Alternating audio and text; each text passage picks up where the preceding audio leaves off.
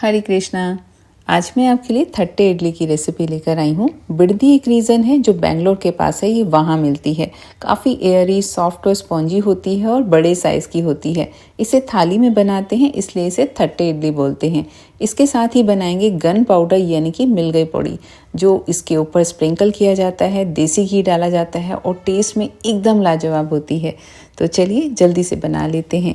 यहाँ पर मैंने 3 कप उकड़ा चावल यानी कि पार बॉयल राइस या जिसे परमल चावल भी कहते हैं वो लिए हैं। 1 कप हमने उड़द की धुली हुई दाल ली है। आधा कप पोहा लिया है। 2 बड़े चम्मच साबूदाना और 1 छोटी चम्मच मेथी दाना लिया है। मेथी दाना से फर्मेंटेशन बहुत अच्छा हो जाता है और साबूदाना और पोहे से इसमें बहुत अच्छी बाइंडिंग आ जाती है। तो अब यहाँ पर हमने इन सभी चीज़ों को पहले एक बार अच्छे से धोना है। तो सबसे पहले मैंने यहाँ पर चावल लिए हैं, इनको अच्छे से हम धो लेंगे जब तक इनका पानी बिल्कुल क्लियर ना हो जाए। अब इसमें पानी डाल करके रख दीजिए तकरीबन 7 से 8 घंटे के लिए, ताकि अच्छे से फूल जाएंगे। अब उड़द की दाल को भी बिल्कुल इसी तरीके से पानी क्लियर होने तक बिल्कुल अच्छे से धो लीजिए। और अब यहाँ हमने पोहे को भी एक बार धो लेना है। और अब पोहे को हम डाल देंगे दाल में और साथ ही डालेंगे इसमें साबूदाना और मेथी दाना और इसमें पानी डाल करके ढक करके रख दीजिए तकरीबन 6 से 7 घंटे, या ओवरनाइट रख देंगे तो ज़्यादा बेहतर है। और इसमें एनफ पानी डालिएगा क्योंकि दाल काफ़ी फूल भी जाती है। और अब इन्हें 7 से 8 घंटे के लिए भिगो कर रख देंगे। अब हम मिल गई पौड़ी यानी कि गन पाउडर बना लेंगे। तो इसके लिए हमने आधा कप उड़द की धुली हुई दाल ली है, 1/4 कप चना दाल, 1/4 कप सफ़ेद तिल और 12 कश्मीरी लाल मिर्च ली है। 2 बड़े पिंच हींग लेंगे और नमक लेंगे टेस्ट के अकॉर्डिंग। सबसे पहले इन दोनों दालों को हम यहाँ किचन टॉवल के ऊपर डाल देंगे। इन्हें अच्छे से रगड़कर साफ़ कर लेंगे ताकि इसमें जो डस्ट रहेगी वो निकल जाएगी। अब इसे पैन में डाल देंगे। गैस का फ्लेम बिल्कुल लो रखेंगे। लो फ्लेम पर आपको इसे लगातार चलाते हुए अच्छे से भून लेना है। गैस का फ्लेम बिल्कुल लो रखिएगा क्योंकि इस दाल को हमें ग्राइंड करना होता है। और अगर यहाँ पर थोड़ी सी भी कच्ची दाल रह जाएगी ना, तो जो गन पाउडर है उसका टेस्ट बढ़िया नहीं आएगा। ये देखिए इनके ऊपर बढ़िया सा जब गोल्डन कलर आ गया ना, तो बस गैस का फ्लेम ऑफ कर दीजिए और अब इसे एक थाली में निकाल लेंगे। और अब इसी पैन में ही हम ये सफ़ेद तिल भी डाल देंगे और इनको भी लो फ्लेम पर ही ड्राई रोस्ट कर लेंगे। जब ये अच्छे से रोस्ट हो गए हैं तो इन्हें भी दाल के ऊपर निकाल लेंगे। और अब इसमें कश्मीरी लाल मिर्च डाल देंगे। लाल मिर्च को भी मैंने कपड़े से अच्छे से पोंछ लिया है, इनकी डंठल निकाल दी है और इनको छोटे टुकड़ों में इस तरीके से तोड़ लीजिए ताकि इन्हें भूनने में आसानी रहती है। ये देखिए इन्हें भी ड्राई रोस्ट करना है। जब ये रोस्ट हो गई हैं तो बस इन्हें निकाल लेंगे एक प्लेट में। और जब ये लाल मिर्च थोड़ी ठंडी हो गई हैं तो इन्हें ग्राइंडर जार में डाल देंगे। उन्हें एकदम फाइन पाउडर बना लीजिए, यानी कि जितना अच्छे से आप इसे ग्राइंड करेंगे उतना बेहतर है। ये देखिए हमने इन्हें ग्राइंड कर लिया है। अब इसी में ही हम ये दाल और सफ़ेद तिल भी डाल देंगे और साथ ही नमक डालेंगे टेस्ट के अकॉर्डिंग और हींग डाल देंगे और इन्हें ग्राइंड कर लेंगे। इसे हल्का सा दरदरा रखना है। ये देखिए ये हमारा गन पाउडर या मिल गई पौड़ी बन करके तैयार हो गई है। और आप इसे किसी भी एयरटाइट कंटेनर में डाल दीजिए और 1 महीने तक आप इन्हें रूम टेम्परेचर पर रख सकते हैं। और अगर ज़्यादा समय के लिए रखना चाहते हैं तो आप इसे फ्रिज में रखिएगा। ये गन पाउडर तैयार हो गया है। और अगले दिन सुबह मैं आपको दिखा रही हूँ। देखिए दाल चावल अच्छे से फूल गए हैं, तो अब इनका एक्स्ट्रा पानी हम निकाल देंगे और इसे ग्राइंडर जार में डाल देंगे। और अब इसमें थोड़ा सा पानी डालकर इसे ग्राइंड करेंगे। पानी की और ज़रूरत रहे तो आप डाल सकते हैं। बहुत ज़्यादा पतला भी नहीं करिएगा, बस इतना ही डालिएगा कि ये अच्छे से ग्राइंड हो जाए। और जो चावल हैं वो पूरी अच्छे से ग्राइंड नहीं होते हैं, उसमें हल्का सा दरदरापन रहता ही है, जैसे कि सूजी का होता है ना, बिल्कुल इसी तरीके से आपको फील होगा। और हमने इसे ग्राइंड कर लिया है। इसे हम एक बड़े पतीले में डाल देंगे।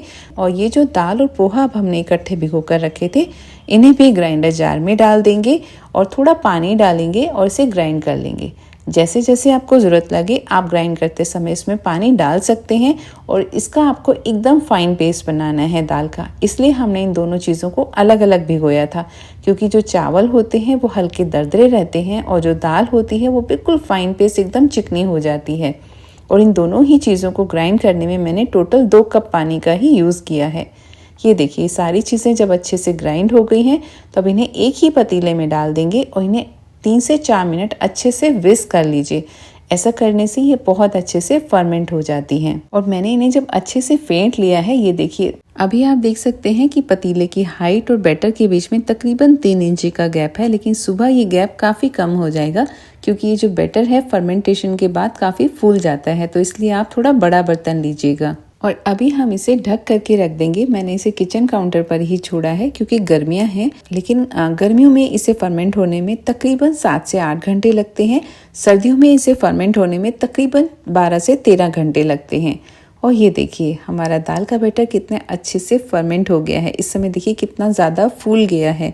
तो बस अब मैं इसे चेक करके दिखाती हूँ। ये देखिए इसके अंदर इस तरीके से आपको जाला दिखाई देगा और काफ़ी लाइट और काफ़ी एयरी हो जाता है ये बैटर। इसको देख के ही आप अंदाज़ा लगा सकते हैं कि कितने अच्छे से फर्मेंट हो गया है। अब इसे हल्के हाथ से और धीरे से ही आप इसे मिक्स करिएगा, क्योंकि इसमें अच्छे से जो फर्मेंटेशन की वजह से एयर भर गई है ना, वो रिलीज़ नहीं होनी चाहिए। तो आपको इसे बहुत ज़्यादा तेज़ी से मिक्स नहीं करना है।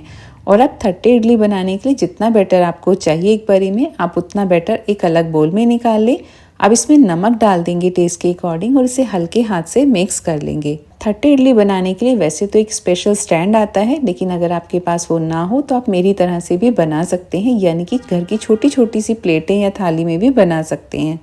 तो यहाँ पर मैंने एक बड़ा पैन ले लिया है, इसमें ये वायर स्टैंड रख देंगे, पानी डाल देंगे और इसे ढक करके गैस पर गर्म करने के लिए रख देंगे। यहाँ पर मेरे पास ये छोटी छोटी 2 थाली हैं, तो इसी में ही आज मैं 30 इडली बनाने वाली हूँ।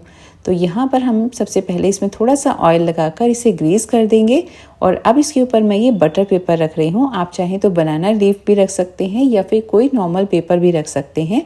और अब इसके ऊपर वापस ज़रा सा ऑयल डालेंगे और इसे अच्छे से ग्रीस कर लेंगे। अब इसके ऊपर बैटर डालेंगे और आपको आधे तक ही ये बैटर डालना है, पूरा नहीं भरना है, क्योंकि जब आप इसे स्टीम करेंगे तो ये काफ़ी फूल जाता है। और दूसरी थाली भी हम बिल्कुल इसी तरीके से तैयार कर लेंगे। यहाँ पर हमने दोनों थाली तैयार कर ली है। तो यहाँ पैन चेक कर लेते हैं। ये देखिए इसमें अच्छे से उबाल आ रहा है। तो अब पहली थाली हम इसके ऊपर रख देंगे और अब यहाँ पर ये 2 मेरे पास वुडन स्टिक्स हैं, इसके बीच में इस तरीके से लगा देंगे और अब इसके ऊपर भी हम दूसरी थाली रख देंगे। ये है हमारा जुगाड़ वाला काम। तो अब इसे वापस ढक देंगे। गैस का फ्लेम मीडियम रखेंगे। मीडियम फ्लेम पर हम इसे मिनिमम 15 मिनट के लिए स्टीम कर लेंगे। वैसे जो छोटी वाली इडली होती है ना, वो 10 मिनट में स्टीम हो जाती है, क्योंकि इनका साइज़ बड़ा है तो इसलिए मैंने इन्हें 15 मिनट के लिए स्टीम किया है। और 15 मिनट बाद मैं इन्हें चेक करती हूँ तो ये देखिए टूथपिक बिल्कुल क्लीन बाहर आ रही है। और अगर मैं इसे फिंगर से चेक करती हूँ तो ये फिंगर पर बिल्कुल भी नहीं चिपक रहा है बैटर। तो बस इन्हें बाहर निकाल लेंगे और अब इन्हें थोड़ा सा पहले ठंडा होने दीजिए। और जब ये हल्की सी ठंडी हो गई हैं तो इनके किनारे पर हम इस तरीके से चाकू से हल्का सा इन्हें प्लेट से अलग कर लेंगे, या फिर आप चम्मच के पिछले हिस्से से भी कर सकते हैं। और इन्हें इस तरीके से प्लेट में निकाल लेंगे और अब ये बटर पेपर हटा देंगे। ये देखिए कितनी एयरी, सॉफ्ट और स्पॉन्जी हमारी ये 30 इडली बनकर तैयार हुई हैं। और ये दूसरी थाली से भी हमने निकाल ली हैं। ये देखिए बहुत ही बढ़िया, बहुत ही ज़्यादा टेस्टी बनती हैं। तो अब हम इसे सर्व करेंगे और सर्व करने के लिए सबसे पहले हम इसके ऊपर घी डाल देंगे।